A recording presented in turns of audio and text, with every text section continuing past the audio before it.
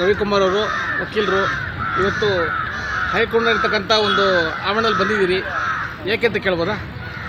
Sir, ನಾನಿಲ್ಲಿ KSBC ನಮ್ಮ ಅಧ್ಯಕ್ಷರನ್ನ ಮಾತಾಡ್ಸಕ್ಕಂತ ಬಂದಿದ್ದೀನಿ ಸರ್. ಯಾವ ವಿಚಾರ ಅಂತ ಹೇಳಿಲ್ಲ ಸರ್. ಏನಂತ ಅಂದರೆ ಇಲ್ಲಿ ನಾನು ನಮ್ಮ ಮೈಸೂರು ಭಾಗದಲ್ಲಿ ಕೆಲವು ಕರಪ್ಷನ್ ವಿಚಾರಗಳನ್ನ ಬಯಲ್ಗೆಳೆದಿದ್ದೆ. ಏನು ಅಲ್ಲಿ ಕಬಿನಿ ಬ್ಯಾಕ್ ವಾಟರಲ್ಲಿ HFL limit, tiger reserve, elephant corridor, buffer zone ಇಲ್ಲೆಲ್ಲ ವೈಲೇಷನ್ ಮಾಡಿಬಿಟ್ಟು ಬಂಡೀಪುರ ಮತ್ತು ನಾಗರೋಳಲ್ಲಿ ಒಂದಷ್ಟು ರೆಸಾರ್ಟ್ಗಳನ್ನ ನಿರ್ಮಾಣ ಮಾಡ್ತಿದ್ರು. ಇದ್ರ ಬಗ್ಗೆ ಪ್ರೆಸ್ ಮೀಟ್ ಮಾಡಿಬಿಟ್ಟು ಅವ್ರ ಜಾಗಗಳ ದಾಖಲೆಗಳನ್ನೆಲ್ಲ ಕೊಟ್ಟಿದ್ದೆ. ಸೊ ಅದು ಇವ್ರಿಗೆ ಬೇಜಾರಾಗೈತಂತೆ. ಆಮೇಲೆ ಮೂಡ ವಿಚಾರನ ನಾನೇ ಸ್ಟಾರ್ಟಿಂಗ್ ಪ್ರೆಸ್ ಮೀಟ್ ಮಾಡಿ ಬಯಲ್ಗೆಳೆದಿದ್ದು. ಅದರಲ್ಲಿ ಕೆಲವು ಬಿಲ್ಡರ್ಗಳ ಹೆಸರೆಲ್ಲ ಹೇಳಿದ್ದೆ. ಅವೆಲ್ಲ ಪಾಪ ಇವರಿಗೆಲ್ಲ ತುಂಬ ನೋವಾಗೈತಂತೆ. ಸೊ ನೀನು ಕಾನೂನಿನ ಅರಿವು ಏನಕ್ಕೆ ಹೇಳ್ತಾ ಇದೆಯಾ? ನೀನು ಭ್ರಷ್ಟಾಚಾರದ ವಿಚಾರ ಆಗಲಿ ಮತ್ತೊಂದಾಗಲಿ ಮಾಧ್ಯಮದವ್ರ ಮುಂದೆ ಯಾಕೆ ಹೇಳ್ತಿದ್ಯಾ ಅಂತ ಹೇಳ್ಬಿಟ್ಟು ನನಗೆ 10ನೇ ತಾರೀಕು 10ನೇ ತಿಂಗಳು 2025ರಲ್ಲಿ ನೋಟಿಸ್ ಕೊಟ್ಟರು. ನಾನು ಸೆಪ್ಟೆಂಬರಲ್ಲಿ ಪ್ರೆಸ್ ಮೀಟ್ ಮಾಡಿದ್ದೆ. ಅವರು ಇವ್ರ ಕೈಲೆಲ್ಲ ಆ ವಿಡಿಯೋ ಡಿಲೀಟ್ ಮಾಡಿಸು, ಈ ಸ್ಟೇಟ್ಮೆಂಟ್ ವಾಪಸ್ ತಗೋ ಅಂತೇಳಿ ಧಮಕಿ ಹಾಕಿದ್ರು. ಸೊ ನಾನು ಯಾರೋ XYZಗಳಲ್ವ ತಲೆ ಹಾಕಿ ಕೆಡಿಸ್ಕೊಳ್ಳಲಿಲ್ಲ. ಆಮೇಲೆ ಅವರು ನಮ್ಮ ಮಾತೃ ಇಲಾಖೆಗೆ ಟಚ್ ಮಾಡೋರೆ. ನಮ್ಮ ಮದರ್ ಯೂನಿಟ್ ಸಾಮಾನ್ಯ ಪ್ರಜೆಗೆ ಇಲ್ಲದೆ ಇರೋಂತಹ ಇದು ನಮಗೆ ನೋಡಿ, ಇವಾಗ ರೈಟ್ಸ್ ಎಲ್ಲರಿಗೂ ವಾಕ್ ಸ್ವಾತಂತ್ರ್ಯ ಅನ್ನೋದು ಒಂದೇನೇ. ಒಬ್ಬ ಸಾಮಾನ್ಯ ವ್ಯಕ್ತಿ ಮಾತಾಡ್ಬೋದಂತೆ ಮಾಧ್ಯಮದ ಮುಂದೆ, ವಕೀಲರು ಮಾತಾಡಬಾರ್ದಂತೆ. ರವಿಕುಮಾರ್ ಅವ್ರನ್ನ ಅಮಾನತುಗೊಳಿಸಿದ್ದಾರೆ, ಜೊತೆಗೆ ನಿಮ್ಮ ಜೊತೆ ಒಂದು 4 ಜನನ ಸೇರಿ ಇದರಲ್ಲಿ ನಿಮ್ಮ ಹೆಸರು ಕೇಳ್ತಾ ಇದ್ದೀವಿ. ಇದ್ರ ಬಗ್ಗೆ ಏನು ಹೇಳ್ತೀರಿ? ಸರ್, ನನಗೆ 4 ಜನದ ಬಗ್ಗೆ ಅಷ್ಟಾಗಿ ಗೊತ್ತಿಲ್ಲ. ನನಗೆ ಅವರು ಪರ್ಸ್ನಲಾಗಿ ಪರಿಚಯ ಇಲ್ಲ. ನನ್ನ ವಿಚಾರ ಹೇಳಬೇಕಂದ್ರೆ ಸೆಕ್ಷನ್ 35 ಆಫ್ ಅಡ್ವೊಕೇಟ್ ಆ್ಯಕ್ಟ್ ಒಳಗಡೆ ನನ್ನನ್ನು ಸಸ್ಪೆಂಡ್ ಮಾಡಿರೋಂಥದ್ದು ಅಂತ ತಿಳ್ಕೊಂಡಿದ್ದೀನಿ. ನನಗಿನ್ನೂ ಕಾಪಿನೇ ಸೋರ್ ಮಾಡಿಲ್ಲ ಅವರು. KSBC ಅವರು ನನಗೆ ತಾನೇ ಫಸ್ಟ್ ಕಾಪಿ ಸೋರ್ ಮಾಡಬೇಕು. ಪೇಪರ್ನವರು TV ಅವರು ಕೊಡ್ತಾರೆ, ನನಗೇನು ಕೊಡ್ತಾ ಇಲ್ಲ. ಈ ಬಗ್ಗೆ ಎಲ್ಲ ಜಾಲತಾಣಗಳಲ್ಲಿ ನಿಮ್ಮ ಫೋಟೋಗಳು ಓಡ್ತಾ ಇದೆ. ಇದ್ರ ಬಗ್ಗೆ ತಾವೇನು ಕ್ರಮ ತಗೊಂಡ್ರಿ? ಡಿಫಾಮೇಷನ್ ಕೇಸ್ ಹಾಕ್ತೀನಿ. ಈ ಮಾಧ್ಯಮದವ್ರಿಗೆ ಕೊಟ್ಟವ್ರು ಯಾರು? KSBC ಲೋಗೋನ ಉಪಯೋಗಿಸ್ತಾರೆ. ಇವಾಗ ನನಗೆ ಕೊಡಬೇಕಲ್ವ ಸರ್, ಸರ್ವಿಸ್ ಮಾಡಬೇಕಲ್ವ ನನಗೆ. ಇವ್ರು ಅಟ್ಲೀಸ್ಟ್ ಪೋಸ್ಟ್ ಮಾಡೋದು ಬೇಡ, ಒಂದು ವಾಟ್ಸಪ್ಪಲ್ಲಾದರೂ ಕಳಿಸ್ಬೇಕಲ್ವ, ನಿನ್ನನ್ನು ಇಂಥ ಕಾರಣಕ್ಕೋಸ್ಕರ ಸಸ್ಪೆಂಡ್ ಮಾಡಿದ್ದೀನಿ ಅಂತ. ಯಾರೋ XYZಗಳಿಂದ ನಾನು ತಿಳ್ಕೊಳಂಗೆ ಆಗೈತೆ. ಇದು ದುರಂತ ಸರ್. ಇದು ಏನಂತ ಅಂದರೆ ಸೆಪ್ಟೆಂಬರ್ ತಿಂಗಳಲ್ಲಿ ನಾನು ಪ್ರೆಸ್ ಮೀಟ್ ಮಾಡ್ತೀನಿ. ಅಕ್ಟೋಬರ್ ತಿಂಗಳಲ್ಲಿ ನನಗೆ ನೋಟಿಸ್ ಬರ್ತದೆ, ಶೋಕಾಸ್ ನೋಟಿಸು. ನನಗೆ ಯಾಕೆ ಬರ್ತದೆ? ನಾನು ಯಾವುದು ಪ್ರಚಾರ ಮಾಡ್ತಾ ಇಲ್ಲ, ನಾನು ಯಾವುದು ಅಡ್ವರ್ಟೈಸ್ಮೆಂಟ್ ಕೊಡ್ತಾ ಇಲ್ಲ ಅಂತೇಳಿ ಇವ್ರಿಗೆ ರಿಪ್ಲೈ ಕೊಡ್ತೀನಿ.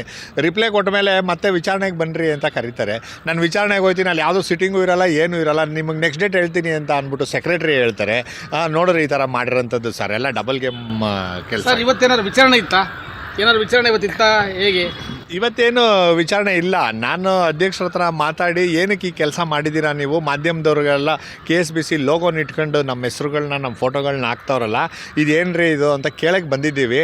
ಅವರೇನು ಸಮಂಜಸವಾದ ಉತ್ತರ ಕೊಡಲಿಲ್ಲ ಅಂದರೆ ನಮ್ಗೆ ಇದ್ದಿದ್ದೆ ಕಾನೂನು ನೆರವು. ವಾಕ್ ಸ್ವಾತಂತ್ರ್ಯ ಇಲ್ವಾ, ರಿಟ್ ಪಿಟಿಷನ್ ಹಾಕ್ತೀನಿ, ಇವ್ರಿಗೆ ಲ್ಯಾಂಡ್ ಮಾರ್ಕ್ ರೂಲಿಂಗ್ ಆಗಬೇಕು. ಇದು ಬೇರೆ ನನಗಾಗಿದ್ದಂತಹ ಅನ್ಯಾಯ ಬೇರೆ ಯಾವ ವಕೀಲರಿಗೂ ಆಗಬಾರ್ದು. ಎಷ್ಟು ಜನ ವಕೀಲರುಗಳು ನಿಜವಾಗ್ಲೂ ಅಡ್ವರ್ಟೈಸ್ಮೆಂಟ್ ಮಾಡ್ತಾವ್ರೆ. ನೀವು ಅದೆಲ್ಲ ಏನು ಅವಶ್ಯಕತೆನೇ ಇಲ್ಲ. ರಿಯಲ್ ಎಸ್ಟೇಟ್ಗಳು ಮಾಡ್ತಾವ್ರೆ, ಹೋಟೆಲ್ಗಳು ನಡೆಸ್ತಾವ್ರೆ, ರೆಸ್ಟೋರೆಂಟ್ಗಳೈತೆ, ಪೆಟ್ರೋಲ್ ಬಂಕ್ಗಳೈತೆ, ಚೀಟಿ ವ್ಯವಹಾರ ಮಾಡ್ತಾರೆ, ನೂರಾರು ವ್ಯವಹಾರಗಳು ಮಾಡ್ತಾರೆ. ನೀವು ಜಸ್ಟ್ ಡಯಲ್ ಅನ್ನೋದು ಒಂದು ಸಾಫ್ಟ್ವೇರ್ ಐತೆ, ಗೂಗಲಲ್ಲಿ ಬರೀ ಸರ್ಚ್ ಮಾಡಿ ಜಸ್ಟ್ ಡಯಲ್ ಸಾಫ್ಟ್ವೇರಲ್ಲಿ ಎಷ್ಟು ಜನ ವಕೀಲರುಗಳ ಲಿಸ್ಟ್ ಬರ್ತದೆ. ಅಷ್ಟು ಜನಕ್ಕೆ ಸ್ಟಾರ್ಗಳಾಗ್ತಾರಲ್ಲ, ಎಲ್ಲ ಕಾಸಿಸ್ಕೊಂಡು ಹಾಕೋಂಥದ್ದು, ಅವೆಲ್ಲ ಅಡ್ವರ್ಟೈಸ್ಮೆಂಟ್ ಅಲ್ವಾ? ಆಮೇಲಿಂದ ನೀವು ಗೂಗಲಲ್ಲಿ ಸರ್ಚ್ ಮಾಡಿ ನಿಮಗೆಲ್ಲ ಲೀಗಲ್ ಒಪಿನಿಯನ್ಗಳು ಸಿಗ್ತದೆ, ಅದು ಅಡ್ವರ್ಟೈಸ್ಮೆಂಟ್ ಅಲ್ವಾ? ನಿಮಗೆ ರೈತರುಗಳಿಗೆ 4 ವಿಚಾರ ಹೇಳ್ಕೊಟ್ಬಿಟ್ರೆ ಅಡ್ವರ್ಟೈಸ್ಮೆಂಟ್ ಆಗ್ಬಿಡ್ತದ? ಏನು ಫೇಮಸ್ ಆಗಿಬಿಟ್ಟು ಲಕ್ಷಾಂತರ ರೂಪಾಯಿ ಬರ್ತದ? ಅಲ್ಲಿರೋ ಮೂರ್ಖರು ಏನು ಹೇಳ್ತಾರೆ ಅಂತ ಅಂದರೆ ಅದೆಷ್ಟೋ ವ್ಯೂಸ್ ಆಯ್ತದಂತೆ. ವ್ಯೂಸ್ ಆದರೆ 30,000 40,000 ಬರ್ತದಂತೆ. ನಾನು ಬೇರೆ ಚಾನಲ್ ಅವ್ರಿಗೆ ಇಂಟರ್ವ್ಯೂ ಕೊಟ್ಟರೆ ನನಗೆ 30,000 40,000 ಬರ್ತದೆ. ಈ ಥರ ನಾವು ಅನ್ಫಿಟ್ ಕ್ಯಾಂಡಿಡೇಟ್ನೆಲ್ಲ ಎಲೆಕ್ಟ್ ಮಾಡಿಬಿಟ್ಟಿದ್ದೀವಿ ಅಂತ ನನಗೀಗ ಬೇಜಾರಾಯ್ತೈತೆ. ಇವರೇನು ಜುಡಿಷಿಯಲ್ ಎಕ್ಸಾಮ್ ಬರೆದು ಕಷ್ಟಪಟ್ಟು KS IAS ಬರೆದು ಬಂದಿಲ್ಲ. ನಮ್ಮಂಥವ್ರ ಕೈಲಿ ಓಟ್ ಹಾಕ್ಸ್ಕೊಂಡಿರೋದು.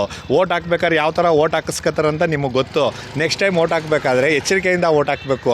ಇಂಥವ್ರನ್ನೆಲ್ಲ ಕುಣಿಸಿದ್ರೆ ನಮ್ಮ ಮೇಲೆ ದಬ್ಬಾಳಿಕೆ ಮಾಡೋಕ್ಕೆ ಟ್ರೈ ಮಾಡ್ತಾರೆ. ಹೀಗಿದ್ದಾಗ ನಿಮ್ಮ ಹತ್ರ ಸೋಷಿಯಲ್ ಮೀಡಿಯಾ ಅಕೌಂಟ್ ಇದೆ ಅಂತೇಳಿ ನಮಗೆ ಒಂದು ಸುದ್ದಿ ಬಂತು. ಇದ್ರ ಬಗ್ಗೆ ಏನಂತೀರಿ?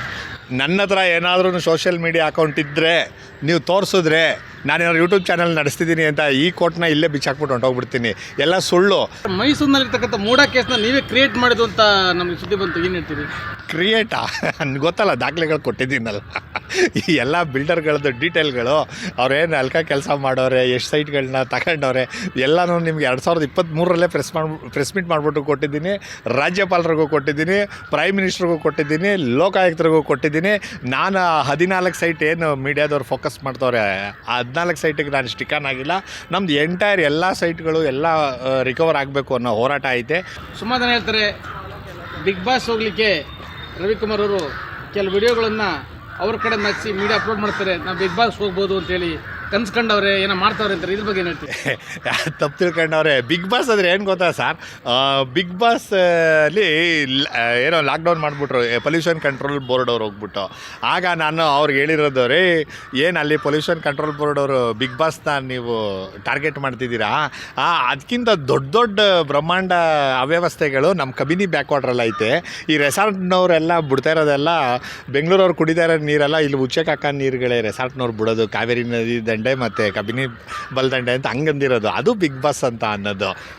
ಸೊ ಸರ್, ಹೀಗಿದ್ದಾಗ ನೀವು 21-22 ಮೈಸೂರು ಮನೆ ಬಗ್ಗೆ ಕಮಿಷನ್ ದೂರು ಕೊಟ್ರಿ ಅಂತಾರೆ. ಆ ದೂರ ಏನಾದ್ರು ಲಿಂಕ್ ಇದೆಯಾ? ಏನು ಕೊಟ್ರಿ ದೂರದು? ಇರ್ಬೋದು ಸರ್ ನಾನು ಬರೀ ಒಂದು ಹಗರಣ ಅಲ್ಲ ಸರ್, ಎಲ್ಲ ಇಲಾಖೆ ಒಳಗಡೆ ಇರೋಂಥ ಹಗರಣಗಳನ್ನ ಈ ಸಂಘ ಸಂಸ್ಥೆಯವರು ಸಾರ್ವಜನಿಕರು ನನ್ನ ಮುಂದೆ ತಂದುಕೊಟ್ಟಾಗ it's my duty sir. Being a walking constitution and social engineer, it's my duty to protect our. Sir, ಈಗ ಇನ್ನೂ ನಿಮಗೆ ನೋಟಿಸ್ ಬಂದಿಲ್ಲ, ಅಮಾನತು ಮಾಡೋ ಬಗ್ಗೆ ಗೊತ್ತಿಲ್ಲ ಅಂತೀರಾ. ಈಗ ತಾವು ಏನು ಮಾಡಬೇಕು ಅಂತ ನೀವು ಅಂದ್ಕೊಂಡಿದ್ದೀರಾ ಹೇಳಿ ಸರ್?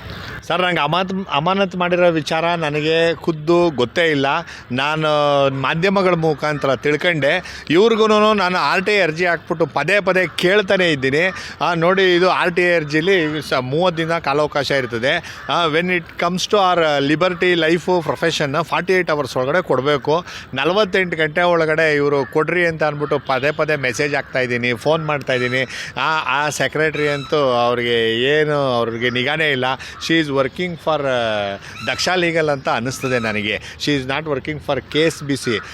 ಅವರು ವಾಟ್ಸಪ್ ಗ್ರೂಪ್ಗಳು ಮಾಡ್ಕೊಂಡವ್ರೆ. ಅಲ್ಲಿ ಯಾರ ಮೆಂಬರ್ ಅವರೇ ಅವ್ರ ಜೊತೆ ಇವ್ರೂ ಅಡ್ಮಿನ್ನು ಆಪ್ರೇಟ್ ಮಾಡ್ತಾ ಕೂತಿರ್ತಾರೆ. ಒಂದು ಸೀನಿಯರ್ ಡೆಸಿಗ್ನೇಟೆಡ್ ಕೌನ್ಸಿಲ್ ಅಂದರೆ ಸಾರ್ ಅವ್ರಿಗೆ ಊಟ ತಿಂಡಿ ಮಾಡೋಕ್ಕೂ ಟೈಮ್ ಇರಲ್ಲ, ಅಷ್ಟು ಬ್ಯುಸಿ ಇರಬೇಕು. ಈ ವ್ಯಕ್ತಿ 50 ವಾಟ್ಸಪ್ ಗ್ರೂಪು, ಅಷ್ಟೊಂದು ಫೇಸ್ಬುಕ್ಗಳು, ಏನು ಆ್ಯಕ್ಟಿವು ಅಂತ ಅಂದ್ಬಿಟ್ಟು ಇವರು ಫುಲ್ ಟೈಮ್ ಸೋಷಿಯಲ್ ಮೀಡಿಯಾಗೆ ಹೊಂಟೋಗ್ಬಿಡ್ಬೇಕು. ಲಾಯರ್ ಕೆಲಸ ಬಿಟ್ಬಿಟ್ಟು ಲಾಯರ್ ಕೆಲಸ ಏನಕ್ಕೆ ಮಾಡಬೇಕು? ನಮ್ಮಂಥವ್ರನ್ನ ಟಾರ್ಗೆಟ್ ಮಾಡ್ಕೊಂಡು ಕಾರ್ನರ್ ಮಾಡೋದಕ್ಕಾ?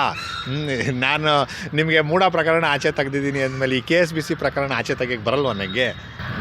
ಸರ್, ಹೀಗಿದ್ದಾಗ ಯಾವುದೇ ಒಬ್ಬ ತನ್ನ ಕಸ್ಟಮರ್ಗೆ ಯಾವುದೇ 24 ಗಂಟೆ ತೊಂದರೆ ಆದ್ರೂ ತನ್ನ ವಕೀಲರು ಇರ್ತಾರೆ ಅಂತ ಎಷ್ಟೋ ಕೇಸಲ್ಲಿ ನಿಮ್ಮ ಬಗ್ಗೆ ನಾವು ಕೇಳಿಸ್ಕೊಂಡ್ವಿ. ಮೈಸೂರಿನಲ್ಲಿ ರವಿಕುಮಾರ್ ಅವರು ಇಷ್ಟು ಕೆಲಸ ಮಾಡಿದ್ದಾರೆ ಅಂತೇಳಿ. ಈಗ ತಮಗೆ ತೊಂದರೆ ಆಗಿದೆ, ಈಗ ಏಕಾಂಗಿ ಆಗಿದ್ದೀರಾ. ಈ ವಿಚಾರದಲ್ಲಿ ನಿಮ್ಮ ಜೊತೆಗೆ ಹೆಗಲು ಕೊಟ್ಟು ನಾನಿದ್ದೀನಿ ಅಂತ ಹೇಳೋರ ಬಗ್ಗೆ ತಾವು ತಿಳಿಸ್ಕೊಡ್ತೀರಾ? ಸರ್, ನಾನು ಯಾರ ಸಹಕಾರನೂ ಅವಶ್ಯಕತೆ ಇಲ್ಲ. ಸಂವಿಧಾನದ ಸಹಕಾರ ನನಗೈತೆ ಸರ್. ನನಗೆ ಪ್ರೀತಿ ವಿಶ್ವಾಸದಿಂದ 4 ಧೈರ್ಯದ ಮಾತು ಮಾತಾಡ್ತಾರೆ. ನಾನೇ ಧೈರ್ಯ ಏನು ಕಳ್ಕೊಂಡಿಲ್ಲ ಸರ್. ಅವರು ತೊಂದರೆ ಕೊಡೋಕ್ಕೆ ಟ್ರೈ ಮಾಡ್ತಾವ್ರು ಅಷ್ಟೇ. ಅವ್ರನ್ನ ನಾನು ಏನೂ ಮಾಡೋಕ್ಕಾಗಲ್ಲ ಸರ್. ನನಗೆ ಸಾಂವಿಧಾನಿಕ ಡ್ಯೂಟೀಸ್ಗಳು, ಕರ್ತವ್ಯಗಳು ಮತ್ತು ನನ್ನ ರೈಟ್ಸ್ಗಳು, ನನ್ನ ಆಬ್ಲಿಗೇಷನ್ಸ್ಗಳು ಅವ್ರಿಗಿಂತ ಹೆಚ್ಚಿಗೆ ನಾನು ತಿಳ್ಕೊಂಡಿದ್ದೀನಿ ಸರ್. ನಾನು ನನ್ನ ಲಿಮಿಟ್ನ ಕ್ರಾಸ್ ಮಾಡಿಲ್ಲ.